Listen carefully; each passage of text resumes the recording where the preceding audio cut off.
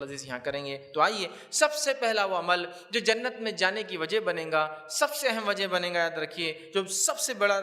جو ہے ریزن جس کو ہم کہیں گے وہ ہوگا، وہ ہے توحید۔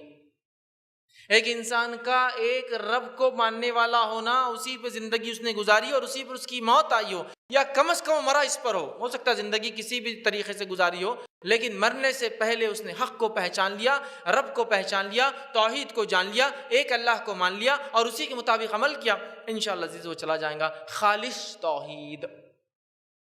پھر عمل کے اعتبار سے اگر کمزور رہا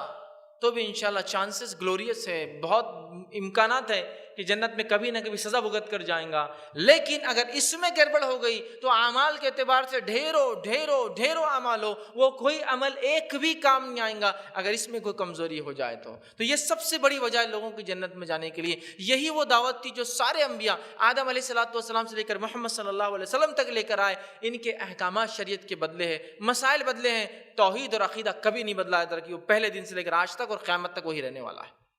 یہ وہ عقیدہ ہے جس کے اوپر سب کو رہنا ضروری ہے، اور جن اور انس کو اس پر رہنا ہے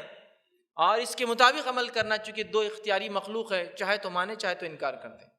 تو لہٰذا توحید سب سے بڑی وجہ ہے، سب سے اہم کاز ہے، سب سے اہم ریزن ہے، سب سے بڑی چیز ہے جس کی بنیاد پر انشاءاللہ عزیز لوگ جنت میں جائیں گے اور جہنم سے محفوظ کر لیے جائیں گے، یاد رکھیے، ٹھیک ہے؟ تو توحید یہ سب سے بڑی چیز ہے۔ صحیح مسلم کی حدیث ہے، عبادہ بن صامت رضی اللہ عنہ اس کے راوی فرماتے اور کہتے ہیں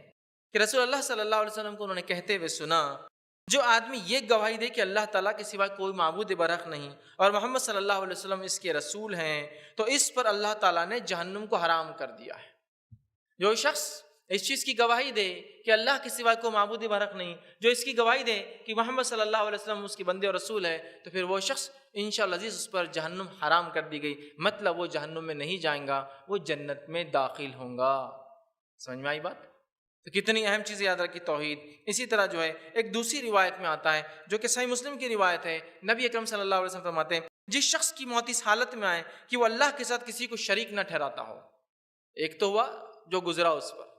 لیکن اب ہے خاص طور سے، اس لیے کہ بہت سارے لوگ ہوتے ہیں جن کو توحید کا علم ہی نہیں ہوتا ہے، اور بہت ساری مرتبہ جب توحید کی تذکرے ہوتے ہیں، توحید کی بات ہوتی ہے، تو بہت سارے لوگ بولتے ہیں یہ کچھ تو نئے ٹاپک لاتے ہیں ہر بار، یہ توحید کیا ہے، کبھی سننے میں نہیں آ رہا۔ دوسری باتیں ہم نے کافی سنی ہیں، توحید سب سے اہم ٹاپک ہے، یہ وہ لفظ تھا۔ کچھ لوگ بولیں گے توحید کہاں سے آیا، یہ